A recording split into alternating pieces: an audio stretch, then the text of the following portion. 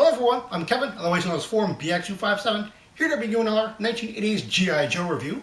But today I'll be taking a look at the 1990 action figure, the Cobra Wilderness Troopers, the 1990 Range Vipers. Now, Range Vipers make their first comic book appearance in the old Marvel comic run of G.I. Joe in issue number 113. They make their first cartoon appearance in the DiC animated series, Season 1, Episode 1, titled United We Stand. The Range Viper comes with some very interesting weapons. Many of them are heavy weapons, in fact. The first thing he comes with is a grenade launcher.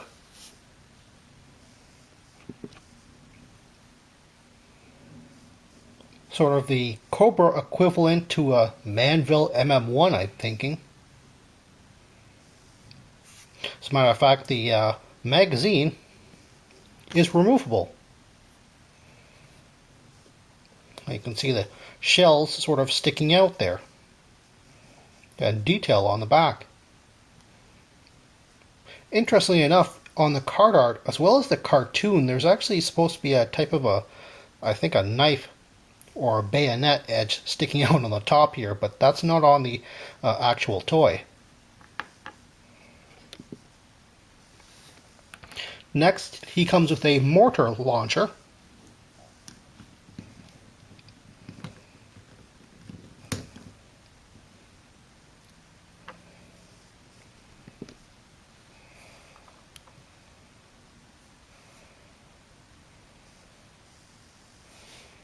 It's hollow on both sides, and on the inside you have a shell. It's a very plain looking shell and fairly easy to lose. As a matter of fact, if you didn't know it was a mortar shell, you'd probably think it was a flashlight or something. Both the mortar shell and the magazine for the grenade launcher are not listed on the contents list of the card either.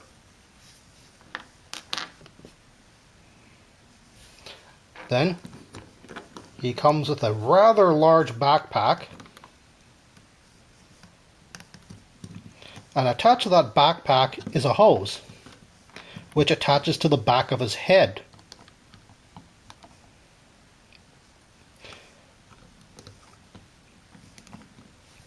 It's never explained exactly what this thing is. There's a lot of speculation in the collector corners about what this is. Some people are saying that it's a tank full of water for hydration, as this guy is out in the field for quite a long time. Or it could just be oxygen, just to give him an extra boost if he's high up in the mountains.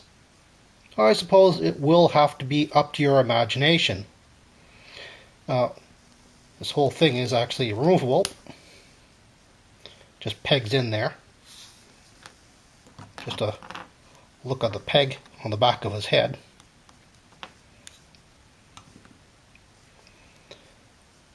This is actually kind of a fragile thing for the Range Viper if you're looking for one on the aftermarket because of these tiny little antennas. I'm not sure if these are detonators or walkie-talkies or what, but the little antennas just molded onto the sides of the backpack will often break off. And lastly, he comes with a knife. Now, I'm not actually sure whether this strange indent is meant to place the knife in there, but it fits in there rather snugly, and it's nice that you don't have to search for a spot in order to store this. The Range Viper is very oddly colored and sculpted.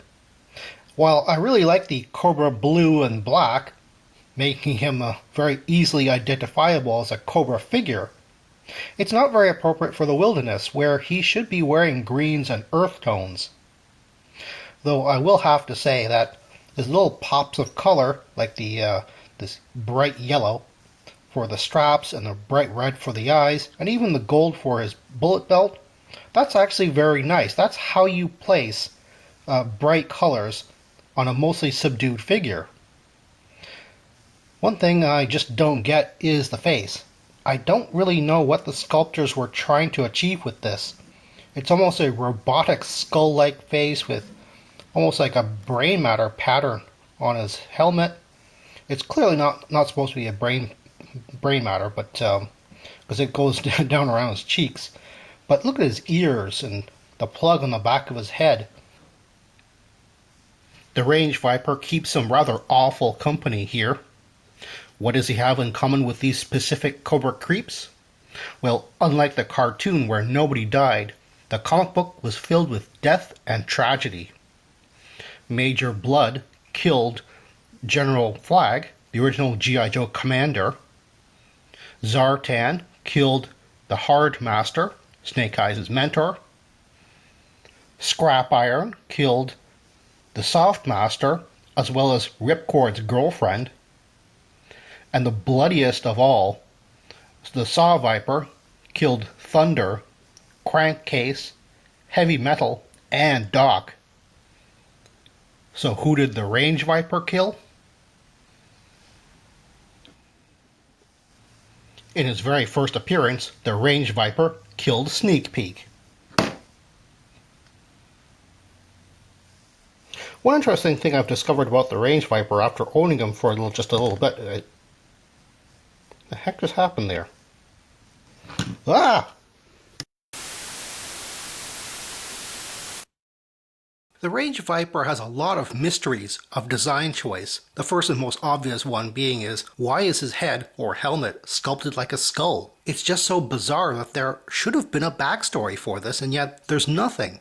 Also, he has that bullet bandolier, but no machine gun. Someone had suggested in my Spearhead review that he could be an assistant gunner. In other words, someone who carries the ammunition and spare parts for a machine gun specialist. But that doesn't take into account that the Range Vipers are lone troopers. They don't hang around other specialists.